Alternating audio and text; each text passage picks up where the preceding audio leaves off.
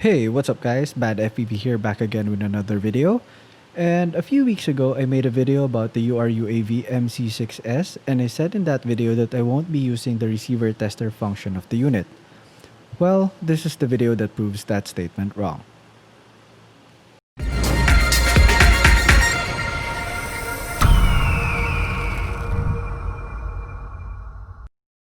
So this is just going to be a very short video. A little side story.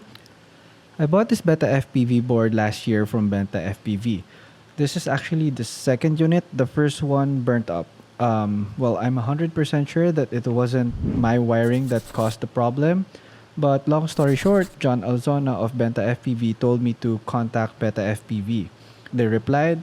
I sent a screenshot of our conversation to John, and John sent me a new board. By the way, John Alzona is the owner of Benta FPV, and he's the supplier of Beta FPV parts here in the Philippines. And if you're here in the Philippines, links down below so you can contact him directly. And with my experience with Beta FPV and Benta FPV, their customer service is really great, so I highly suggest you buy from them. This is not a sponsored video by any means. I just wanted to tell the story of this board and how it got into this situation. So back then, I was into designing whoop or toothpick frames in Tinkercad, and I 3D print them in my Ender 3. So this board got transferred into many different 3D printed frames. So, well, on my last build, I lifted the SBUS pad. And well, I guess that's the end of my build for this board.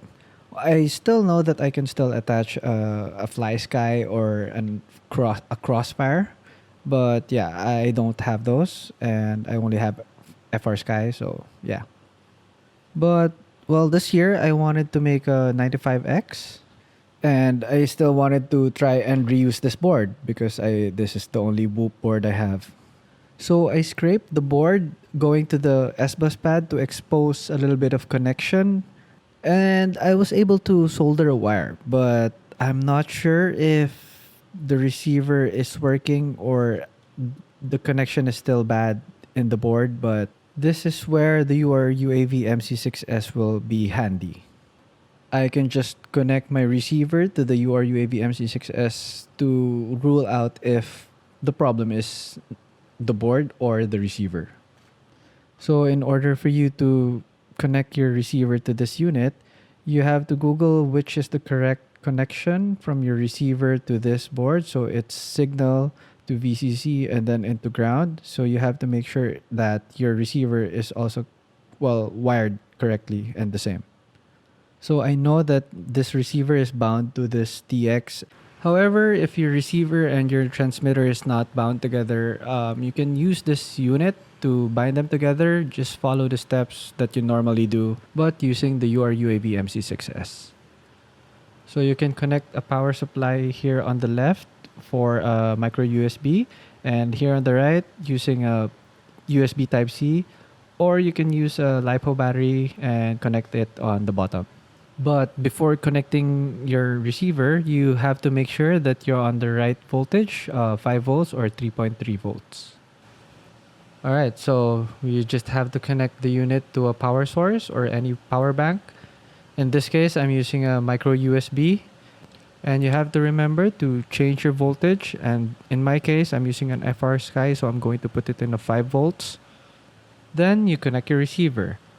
However, you always have to remember to connect it in the right orientation. In this case, signal, 5 volts and then ground. And turn on your transmitter. And in this case, it won't work because the transmitter and the receiver is too close to each other. And there you go. Now you can see the unit working. Now you can check if your receiver is, well, if it's working. Now I know that my receiver is working and the board itself is the one that has a bad connection. Well, I guess that's it. And so with that, I hope you enjoyed this video. If you did, subscribe if you aren't already. Hit that like button. And guys, I will see you next time.